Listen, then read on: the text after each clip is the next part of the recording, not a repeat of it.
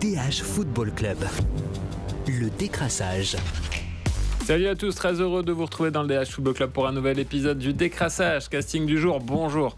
C'est un peu notre Kevin Costner à nous, lui qui danse avec les loups. Bonjour Frédéric Bleuze. Mais bonjour.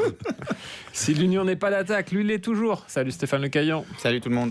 Il le sait plus que jamais que 0 plus 0, ça ne fait pas la tête à Toto Hazard. Salut Romain Van Der Plein. Salut, je ne me remets pas de la blague avec Fred. Et l'un de ses homonymes était un aquarelliste de renom et c'est sans doute pour cela qu'il ne s'en mêle jamais les pinceaux. Bonjour Louis Janssen. Salut. Et vous le savez, dans le décrassage, l'important, c'est les 3 points. L'important, c'est les 3 points. Et on commence avec Anderlecht, forcément, et l'homme du week-end, Thorgan Hazard, Romain. Et on se pose cette question, est-ce que c'est le digne successeur de Kasper Dolberg ? En tout cas, il affiche un rendement que le Danois aimerait bien avoir. Oui, c'est clair, parce que la saison du Danois n'est pas brillante à l'Ajax en plus, mais son rendement, il est impressionnant. Après, il ne faut pas oublier, coup franc, penalty, il les prend aussi, ça aide à gonfler les statistiques, on le sait, mais il a une facilité devant le but. Après, lui, il ne se prend pas trop la tête avec ça, il se la pète pas en disant tout fonctionne, je suis trop fort. Il dit justement, il y a des phases comme ça dans une saison où, avec un peu de chance, tout rentre, tout fonctionne pour moi, et parfois j'ai des mois où j'ai une longue disette. C'est comme ça, c'est le football. Je pense que Thorgan Hazard, il a assez d'expérience, il a fait assez de saisons où il a marqué des buts. J'ai regardé un peu toutes ces saisons, il a des saisons parfois avec 7-8 actions décisives. Là, il est déjà à plus de 20, il en a fait une à 36 si je dis pas de bêtises à Zulte-Waregem, donc il sait ce que c'est avoir des hauts et des bas, mais c'est clair que Anderlecht devient fort dépendant de lui. Louis, sur les 2 derniers matchs, cette dépendance elle est très prononcée au niveau statistique. Ouais, et même sur toute la saison, 46% des buts, il est impliqué là-dedans. Donc c'est même plus que Dolberg l'année passée, c'était 30%. C'est franchement impressionnant, les 2 dernières semaines surtout, mais vraiment sur toute la saison en fait. Il y avait un Goulot aussi qui avait des belles stats, mais à part lui, personne d'autre. 5 buts et 1 assist sur les 2 dernières rencontres d'Anderlecht, Stéphane. Oui. C'est vrai que c'est un Thorgan qui revient au sommet de son art après une longue période dont il a eu besoin pour digérer sa longue blessure. Oui, clairement. C'est sûr qu'il y a un moment où, je crois comme beaucoup de monde, j'étais un peu sur ma faim par rapport à ce qu'il proposait.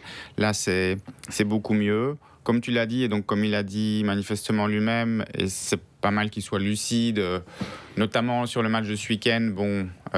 C'était Louvain, le coup franc, il n'en mettra pas un comme ça chaque week-end. Quoi, tu veux dire que les murs s'ouvrent pas automatiquement ? Les murs ne s'ouvrent pas toujours automatiquement. Si je ne me trompe pas, pour mettre une stat marquante, il n'a que, entre guillemets, 2 tirs, ça fait 2 buts. Donc il faudra voir aussi dans la durée, je suis curieux de le revoir.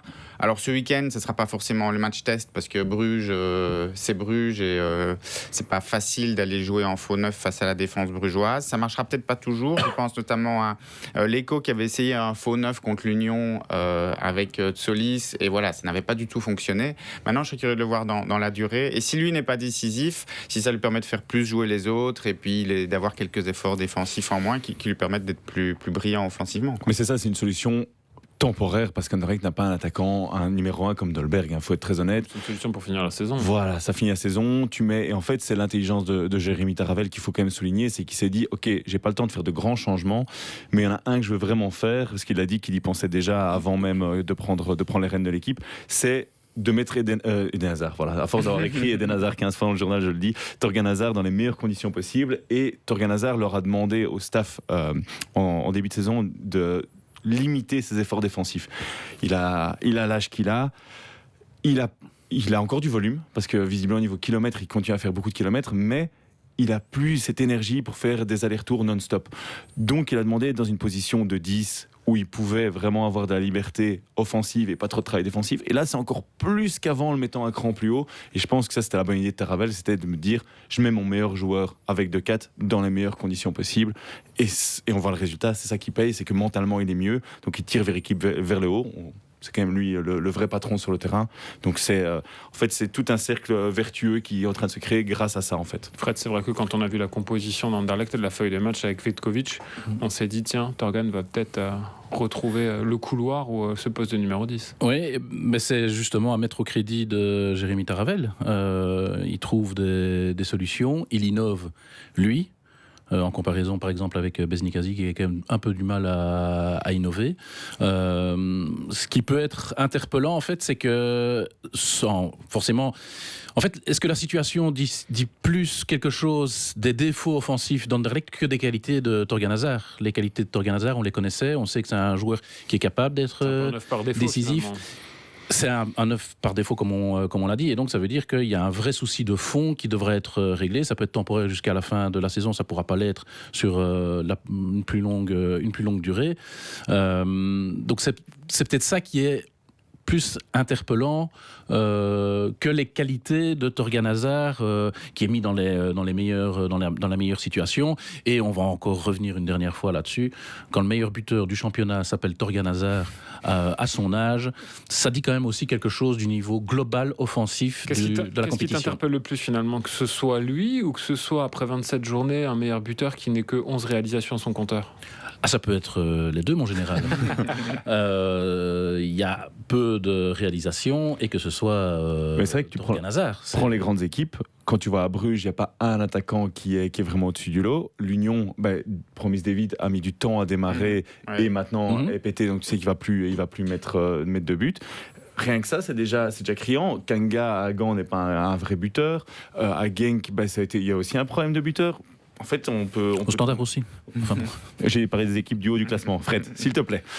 Non, mais voilà, sérieusement, c'est vrai que c'est interpellant. 11 buts, c'est rien du tout. Et c'est un joueur qui n'est pas un 9. et c'est un joueur, encore une fois, avec tout le respect pour la carrière de Torgan Hazard, ça reste un joueur qui est en fin de carrière. Hein. Oui, mais c'est pour ça que si tu le mets dans les bonnes conditions, bien sûr, ça peut quand même être une... Moi, je suis vraiment curieux de le voir dans la durée. Ça peut être la bonne idée de la fin de saison. Ou peut-être pas, parce qu'il y a 2-3 matchs contre qui la Louvière où ils font 0-0, ils avaient joué en faux neuf. Voilà, ça n'avait pas porté ses fruits. Mais peut-être que dans la durée, moi, je suis vraiment curieux. Ah oui, curieux, oui, ça, je le suis aussi. Et c'est une solution qui peut être efficace et efficiente jusqu'à la fin de la saison, mais au-delà ça va être plus compliqué. Et si on est un brin provocateur, alors on se dit vu les problèmes qu'on a en attaque chez les Diables Rouges, peut-être que Rudy Garcia va se dire finalement c'est Torgan Hazard. On parle de durée concernant Torgan par rapport à son dépannage en tant que numéro 9, mais par rapport à son contrat, c'est quand même la grande question, Romain. Et c'est toi, en fait c'était Eden Hazard, hop, petit dribble, assist. Non, plus sérieusement, c'est vrai que c'est la grande question pour le moment, et pour le moment les deux parties sont un peu retranchées dans leurs arguments. La direction dit on attend que Torgan revienne à nous. Torgan Hazard dit non, c'est à vous de me proposer un nouveau contrat. Donc ça se regarde un petit peu dans le blanc des yeux. Mais vu ses prestations, et d'ailleurs il a lancé une petite pique en zone mixte avec son petit sourire parce que notre collègue Yves Teldeman avait filmé. Donc j'ai vu le visage de Torgan Hazard quand il l'a dit. Et il dit vraiment en style peut-être que ça m'aidera dans ma négociation de contrat de marquer autant de buts, etc. Avec le petit sourire typique des Hazard. Je pense qu'à un moment, Anderlecht doit se rendre compte, et je sais que la situation financière d'Anderlecht fait qu'ils ne peuvent plus dépenser sans regarder. C'est le meilleur joueur, le seul joueur expérimenté de la ligne offensive, et tu sais qu'avec lui, tu as une assurance d'avoir un gars qui s'est presté de manière régulière, correcte, et je suis sûr que, vu l'énergie qu'il a, vu le volume de jeu qu'il a encore, il sait encore faire 2 ans à un très bon niveau. Peut-être qu'il va un petit peu décliner, c'est normal, mais... il mérite un nouveau contrat et si possible de 2 ans selon moi. Torgan Hazard qui aura 33 ans, si je ne dis pas de bêtises, ce 29 mars. Très belle journée le 29 mars. Louis, quelque chose à rajouter sur Torgan ? Ouais, moi en tant que grand fan de Liverpool, ça me fait penser à la situation de Salah la saison dernière. Donc, il y avait Van Dijk aussi, Trent, mais ça va durer longtemps avant qu'ils annoncent sa prolongation de contrat. Et là, on est un peu dans la même situation aussi. Il y avait une Salah dépendance à Liverpool, il y a une Hazard dépendance à Anderlecht. Et après, je pense aussi, Salah aujourd'hui, ça tourne plus trop à Liverpool. Mais dans son style de jeu et à l'échelle de la Pro League, je pense que Torgan, il a des qualités qui peuvent le faire durer plus longtemps. Il repose moins sur une explosivité, il repose plus sur son expérience, son QI, donc je pense que c'est quelqu'un qui peut aussi durer. Maintenant, est-ce qu'il va durer à cette place-là, je sais pas. C'est aussi un truc auquel les défenses vont s'adapter, j'imagine, dans les semaines à venir, donc on verra. C'est vrai qu'il va devoir se farcir Ordonez, qui était en très grande forme avec Bruges. Ce sera pour le topper ce week-end. Anderlecht qui jouera ensuite à Malines, qui bouclera la phase classique avec la réception du cercle. On passe maintenant au standard. Et je me tourne vers le docteur Frédéric Bleus avec une question très sérieuse. Est-ce qu'on fait face à un syndrome sclessin après ce triste match nul de vendredi soir contre la RAL, un partout ? Ça commence à être un syndrome Sclessin. Quand on prend moins de points à domicile qu'à l'extérieur, c'est qu'il y a déjà un souci. Et quand en plus on s'appelle le Standard et qu'a priori jouer à Sclessin doit être un avantage, ça devient un vrai souci. Il y a un syndrome Sclessin, il y a un syndrome Sclessin aussi. Alors bon, Vincent Evra n'a pas trop apprécié la question en conférence de presse. Le Standard a perdu 14 points après avoir mené au score et c'était chaque fois à Sclessin. Ce n'est plus un hasard. Alors bon, il n'a pas trop apprécié parce qu'il a expliqué que parmi ces 14 points, il y avait 2 défaites où ils ont été en infériorité numérique contre Bruges et contre Saint-Tron. Ils avaient marqué à l'inverse que le Standard a mené 16 fois, mais a gagné 10 fois, ou en tout cas, a gagné 10 fois. Vincent Evra étant un homme qui apprécie les chiffres. Mais quand on voit à Sclessin ce déficit, donc de ne pas être capable de garder un score, être incapable de faire mieux que 2 sur 12 contre ce qu'on appelle le flop 4 ou les 4 équipes aux dernières places, ça fait quand même beaucoup dans le débours et ça fait un sac à dos, comme on dit, qui est assez lourd à porter quand on doit grimper la montagne pour atteindre le top 6. Je pense que Vincent Evra n'appréciera pas ces stats, effectivement, Fred. Le Standard est 12e à domicile avec 17 points en 14 matchs, mais 7e à l'extérieur avec 18 unités prises en 13 rencontres. Stéphane, c'est vrai que c'est interpellant. Oui, c'est le renversement de ce qu'on pensait être l'effet positif de Sclessin. Moi, j'ai l'impression que cette équipe, donc particulièrement à Sclessin, est parfois prise par la peur de gagner. Ça m'a fait vraiment penser, même s'il y avait une exclusion qui avait changé la donne cette fois-là, mais au match à Saint-Tron, où il y avait un énorme coup à jouer fin décembre. Finalement, pour moi, c'est vraiment 2 matchs ici. Il y en a d'autres, on pourrait dire, mais ces 2 matchs basculent. Probablement, hélas, 2 matchs, hélas pour eux, qui vont faire qu'ils n'iront pas dans le top 6. Et ces 2 matchs où ils pouvaient faire la super opération. En plus, on est vendredi soir, donc ils vont mettre la pression sur tout le monde. Ils sont là, ils mènent 1-0, ça démarre bien. Et j'ai l'impression qu'ils sont pris par une certaine peur qui les paralyse. Peut-être, paradoxalement, parce qu'ils sont à Sclessin aussi. Mais c'est pas la première fois. Parce que Sclessin ne s'est pas retourné non plus contre Non, Oui, ça, mais c'est aussi des erreurs individuelles à chaque fois. Regarde ce que fait Pirard, c'est oui, mais moi, je pas pense normal. tu vois, la semaine passée, j'avais souligné notamment leur première mi-temps à Genk. Je les avais trouvés très bons techniquement, très justes. Ça m'avait presque surpris. Ça leur avait permis de se créer 3-4 belles occasions. On l'avait dit, dans un tout autre contexte de match, évidemment. Et ici, tout d'un coup, ils sont plus justes, ils savent plus faire de passes, ils savent plus contrôler un ballon. Je pense que, je sais pas, il y a un phénomène de stress qui Est-ce que c'est pas, au-delà du stress, est-ce que c'est pas lié finalement aux filières que préfère cette équipe, c'est-à-dire jouer en contre et ne pas assumer la responsabilité du jeu, Fred ? Complètement, c'est une équipe qui doit jouer en transition pour être efficace. Et juste pour rebondir sur ce que Stéphane disait, il y a l'erreur de Pirard. On peut aussi parler un petit peu du comportement des autres joueurs, parce que Falk gagne quand même 2 duels. Alors il est très grand, on est bien d'accord, hein, mais lui au moins il avance, il continue à être actif dans la situation. Tous les autres sont à l'arrêt. Mais on a senti après l'égalisation que ils se sont vraiment bloqués, ils ont commencé à reculer, et je pense que oui, c'est sans doute ou peut-être la peur de gagner. Louis. En plus, l'équipe, la Real, c'est peut-être l'équipe qui va le moins bien. C'est l'équipe qui a le moins de possession en Pro League. C'est l'équipe qui fait le plus déjouer. Ouais. Et alors, tandis que la semaine précédente, Genk, c'est peut-être l'équipe qui leur va le mieux. Donc, il y a vraiment eu un contraste entre les 2 semaines.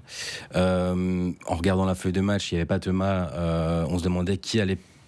Ils ont des joueurs en fait pour faire des assists et des buts, bon pas trop mais quand même, mais qui va faire le pré-assist, qui va initier un mouvement en possession de balle, je sais vraiment pas. Ils ont des meneurs d'hommes, est-ce qu'ils ont des meneurs de jeu à part Thomas qui vient d'arriver, je suis pas sûr. Au milieu, c'est criant il manque quelqu'un capable, et ce sera pas Thomas. Il manque quelqu'un qui est capable de faire la différence, d'amener les ballons notamment à Saïd. Et ça reste une équipe, qui a besoin sur le jeu placé, qui aura toujours des difficultés et qui a besoin d'être en mouvement et en transition et si possible.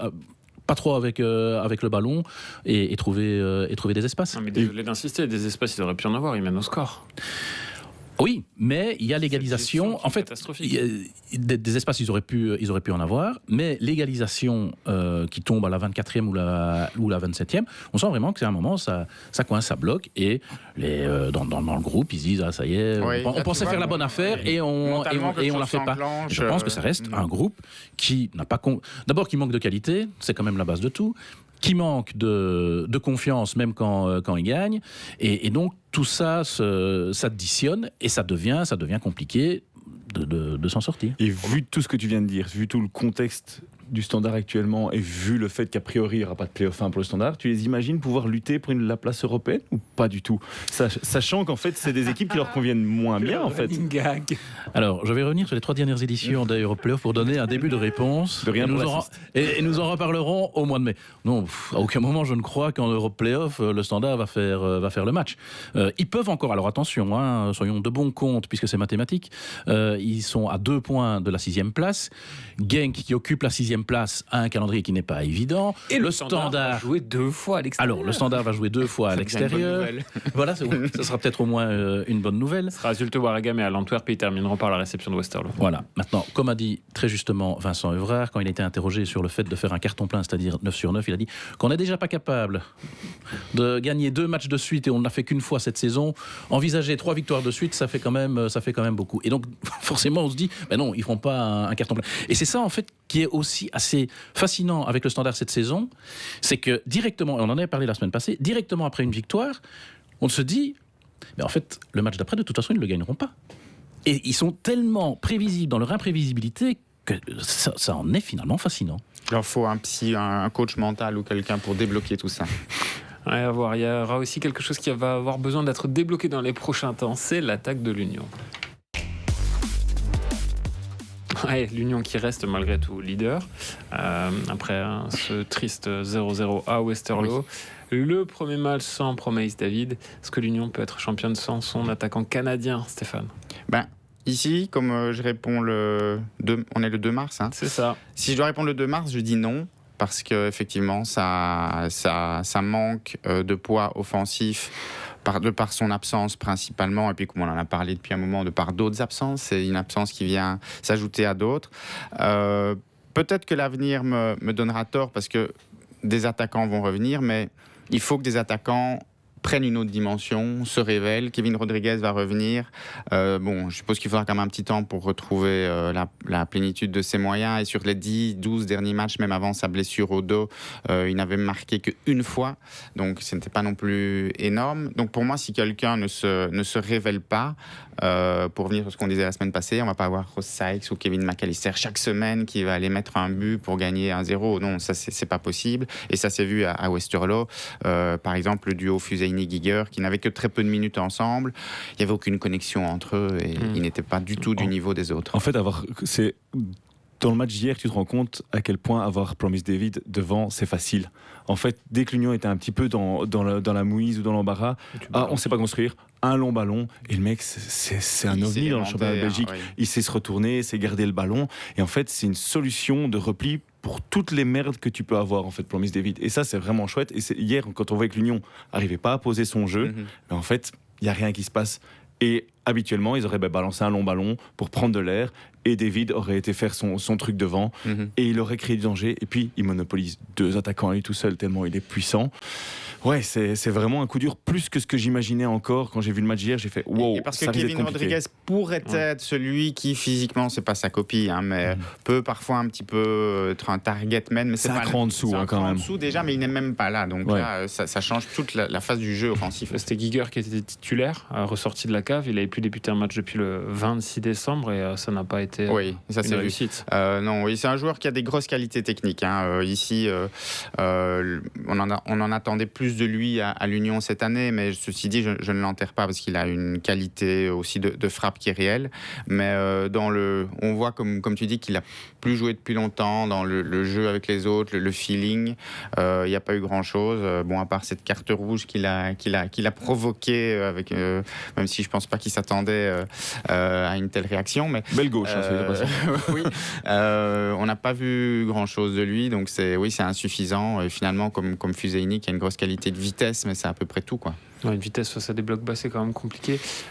Louis, c'est vrai que ça va être très très délicat pour l'Union qui va devoir complètement repenser son animation offensive. Ouais, je pense qu'à court terme, contre Genk, ça devrait aller. Il y aura plus d'espace, donc ça devrait aller.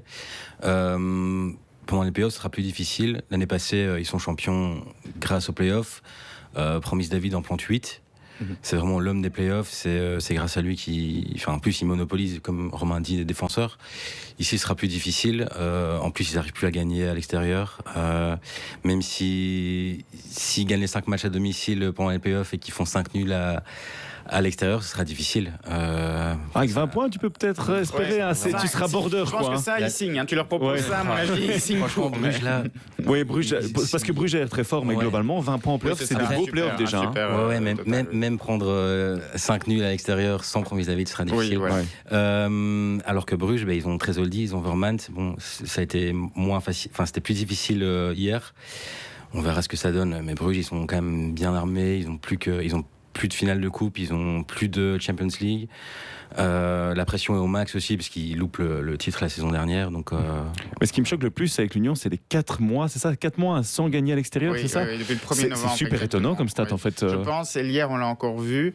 David Hubert était quand même pas ravi. Là, pour une fois, il a été un peu plus piquant avec ses joueurs. Je pense même qu'il y a une certaine suffisance pour moi, ce qui est étonnant vu qu'ils sont sur 4 mois sans gagner. Ils attendent les playoffs, ils se traînent un peu. En tout cas, certains joueurs traînaient un peu. Tu le sens vraiment qu'ils étaient à 90%. Peut-être en se disant, ça va aller à la 90e, on va marquer sur un coup de tête. Et non. Et c'est peut-être des points qui manqueront en playoff aussi. Autant avoir 4 points d'avance qu'en avoir 1 ou 2 de retard. Fred? Mais il y avait en effet la stat des matchs en déplacement. Après le souci offensif et sans Promislavit en plus, le souci offensif, on le voyait quand même venir depuis quelques semaines. Donc ça, malheureusement pour l'Union, c'est pas un truc qui découvre, c'est pas une surprise. Il faudra voir le Giger s'il parvient à profiter de la fin de la phase classique pour aussi trouver des automatismes avec les équipiers dans l'animation au moment des playoffs. Ça va être un peu ça aussi l'enjeu. Alors je dis pas que l'Union va profiter des 3 prochains matchs pour préparer les playoffs, ce serait une erreur, mais ça va être aussi malgré tout l'enjeu. Ces matchs-là vont devoir permettre de se préparer pour les playoffs, puisque manifestement Promislavit il ne reviendra pas pour les playoffs. Donc ils vont devoir apprendre à vivre sans lui, et donc ça doit être avec des solutions comme Giger et comme Rodriguez. Avec une parenthèse, peut-être que ça sera revenir à un 3-4-3 que David Hubert avait utilisé à bon escient contre l'Atalanta, notamment avec une victoire on parlait de faux neuf tout à l'heure. Aïtelad avait joué en faux neuf. Je ne dis pas qu'il faut jouer avec Aïtelad en faux neuf, mais peut-être qu'il va se servir de ces 3 derniers matchs aussi pour retester une autre formule et voir comme ça vraiment disposer au moins de 2 cartes en main. Tu dois plus jouer au football, tu n'as pas le choix en fait. Avec des vides, tu pouvais te permettre d'avoir une solution de facilité. Là maintenant, tu dois passer uniquement par de la combinaison et du jeu, et c'est plus compliqué, on va être honnête, parce que quand c'est bloqué, tu n'as pas un truc gratuit pour le débloquer, quoi. Et puis, je crois que c'est Christophe qui le disait un peu en souriant la semaine passée, mais si l'Union ne finit pas première de la phase régulière, c'est pas non plus la fin du monde, tant qu'ils sont pas trop loin de Bruges, parce que Bruges est maintenant forcément favori pour le titre, mais il va avoir la pression qui va aller avec. Alors c'est un club qui est habitué à vivre avec cette pression, des joueurs qui ont suffisamment d'expérience mais voilà, c'est aussi un élément dont il faudra tenir compte. Petit point sur l'infirmerie, Stéphane. Ça va être pour l'instant, il y a Rodriguez, Florux et Biondic pour le compartiment offensif qui y sont. Quand est-ce qu'ils vont revenir ? David Hubert espérait que Kevin Rodriguez puisse être dans le groupe le week-end prochain s'il passe vraiment une semaine avec des entraînements collectifs sans mauvaise sensation le lendemain ou le surlendemain. Donc c'est une première piste d'espoir. Biondic, il n'avait qu'une légère contracture, ce qui a permis au tout jeune Keita d'avoir quand même une belle poignée de minutes en Pro League. Lui, on peut supposer aussi qu'il sera là, mais bon, Biondic n'est pas un plan A non plus. Florus, ils vont pas prendre de risques. Il ne sera pas là probablement avant le premier match des playoffs pour être sûr qu'il se retape bien le mollet. Donc voilà. Et puis, peut-être que Skerpen va revenir. Peut-être pas ce week-end, mais le week-end d'après derrière, même si Chambard a très bien joué. Ouais, ça a été l'une des rares satisfactions, si pas la seule, dans ce match de l'Union. Et voilà, on suivra naturellement tout ça dans les prochains épisodes du Décrassage dans le DH Football Club. À bientôt, salut. DH Football Club. Le Décrassage.